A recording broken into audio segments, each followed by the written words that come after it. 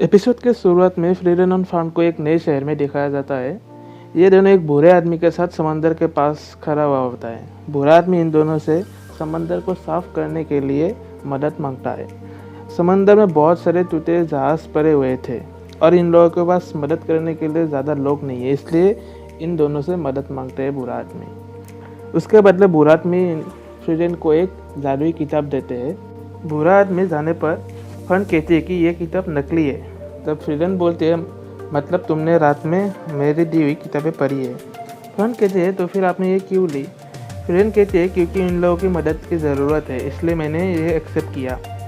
असल में ये किताब लेजेंडरी जादूगर फ्लामा की लिखी हुई बताई गई, हालांकि ये किताब असली नहीं है। उसी दौरान फन कहती है, अकेला यही रीज़न नहीं है कि आप उन लोगों की मदद करना चाहती हो, सच बताइए। फ्रीडन कहती है कि ये मैं अपने लिए भी कर रही हूँ। उसके बाद फन कहती है, मतलब हमें यहाँ पे बहुत समय तक रहना पड़ेगा अभी। अगले सीन में हमें सुबह के समय फन को कुछ चीज़ें लाते हुए दिखाया जाता है और वो देखते हैं कि रूम में आके फ्रीडन अभी भी सो रही है और साथ साथ रूम गंदे करके रखे हुए हैं। वो फ्रीडन को जगाती है और तैयार करते हैं बिल्कुल एक बच्चे की तरह। उसके बाद फ्रीडन को वो समंदर के पास ले जाती है ताकि वो अपना काम शुरू कर सके। तभी फन कहती है कि आप इतनी इरिस्पॉन्सिबल कैसे हो सकती हो? फ्रीडन कहती है कि आई एम सॉरी। फन कहती है, आपने ये सब मैनेज कैसे किया जब आप हीरोज की पार्टी में थे? फ्रीडन कहती है कि एक ही बार प्रॉब्लम हुआ था। तभी फन कहती है कि मतलब उन लोगों के पास बहुत ही पेशेंस थे। अगले सीन में ये लोग काम खत्म कर चुके थे और रात के समय दिखाया जाता है। उस समय वो दोनों खाना खा रहे होते। उसी समय बुरा आदमी भी उन लोगों के साथ होता है। बुरा आदमी पूछता है कि काम किस तरह चल रहा है? फ्रीडन कहती है कि काम ठीक ठाक चल रहा है। बुरा आदमी कहता है, मतलब कि न्यू ईयर फेस्टिवल तक खत्म हो जाएगा। फ्रीडन कहती है कि खत्म हो सकता है तब तक। इसके बाद हमें सुबह के समय फ्रीडन और फन को समंदर के पास अपने काम करते हुए दिखाया जाता है। तब फन कहती है कि ये काम असल में न्यू ईयर फेस्टिवल के लिए होते हैं। फ्रीडन कहते हैं कि हाँ, यहाँ पे न्यू ईयर फेस्टिवल में बहुत सारे लोग सनराइज देखने के लिए आते हैं। ऐसे बहुत समय गुजर जाता है। उन दोनों ने अपना काम ख़त्म कर दिया था और रात के अगले दिन में रात के समय दिखाया जाता है।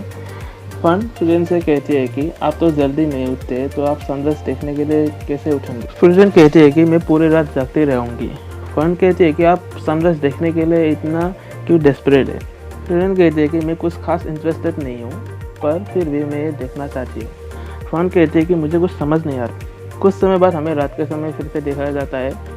फ्रीडन और फन अपने बेड पर होते हैं। उसी दौरान फ्रीडन सोचती है कि वो पहले भी सनराइज देखने के लिए मना कर दिया था। उसी दौरान हिमेल कहता है कि तुम हमारे साथ एंजॉय क्यों नहीं करना चाहते हो? देखो, हाइटर भी इमोशनल हो चुका है, तुमने मना कर दिया उसे। फ्रीडन कहते हैं कि तुम सभी लोग क्यों नहीं चले जाते हो? उसमें मैं नहीं गया तो इसमें क्या प्रॉब्लम है? हिमेल कहता है कि मैं चाहता हूँ कि तुम भी हमारे साथ आओ। तो फ्रीडन कहते हैं कि ये तो एक सनराइज है, इसमें मुझे कोई इंटरेस्ट नहीं है। हिमेल कहता है कि नहीं, तुम्हें ये सनराइज देखकर ज़रूर अच्छा लगेगा। फ्रीडन कहते हैं कि तुम्हें कैसे पता मुझे ये अच्छा लगेगा? हिमेल कहता है कि तुम ऐसे ही हो, तुम्हें ये ज़रूर अच्छा लगेगा। अगले सीन में हमें सुबह के टाइम दिखाया जाता है। फन जल्दी उठते हैं पर वो देखते हैं कि फ्रीडन अभी भी सो रही थी। बहुत जल्दी में फ्रीडन को उठाती है और सनराइज दिखाने के लिए ले जाती है। तो उसी दौरान फ्रीडन उसे थैंक यू कहती है। तब सनराइज होते हुए दिखाया जाता है और वो दोनों सनराइज के मज़े लेते हैं। तब फ्रीडन मन में सोचते हैं कि ये अच्छा तो है, पर सुबह जल्दी उठने के लिए वर्दी नहीं है। शायद हिमेल ने मुझे समझने में गलती कर दी। और वो फन से कहती है कि मैं अब जा रहा हूँ। तभी फन कहती है कि ये बहुत ही सुंदर है। फ्रीडन कहती है कि ये तो सिर्फ एक सनराइज है। फन कहती है कि आपको भी अच्छा लगा, मुझे ये पता है। फ्रीडन कहती है कि मुझे ये अच्छा लगा क्योंकि तुम स्माइल कर रही हो। तभी अचानक से फ्रीडन को सनराइज देखकर कुछ महसूस होता है। शायद उसे भी सनराइज देखकर अच्छा लगा। इसके बाद हमें अगले सीन में दिखाया जाता है कि फ्रीडन और फन आयसन के पास जाते हैं। आयसन कहते हैं कि 30 साल बाद हम लोग मिले। फ्रीडन कहती है कि तुम्हें कोई मदद चाहिए तो मुझे बोल सकते हो। तब आयसन कहते हैं कि तुमने ये बात हाइटर से भी कहा है मरने से पहले, मैं अभी नहीं मरने वाला हूँ। फिर भी फ्रीडन कहती है कि तुम्हें कोई मदद चाहिए तो बोल सकते हो।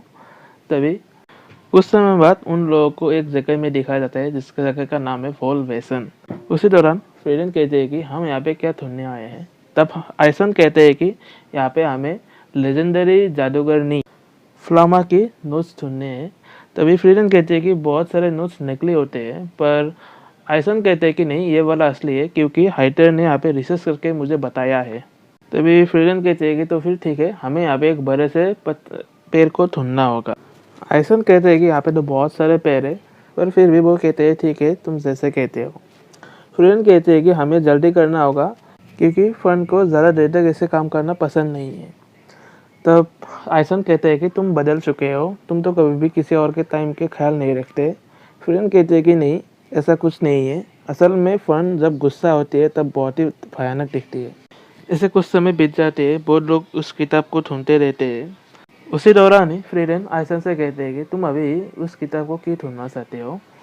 तब आइसन कहते हैं कि असल में मुझे तुम्हारे लिए सॉरी फील हो रहा है। तुमने 30 साल पहले जब हिमर के मरने पर रोया था और कहा था कि मुझे अगर समय मिलता तो मैं हिमर को ज़रूर अच्छे से जानता।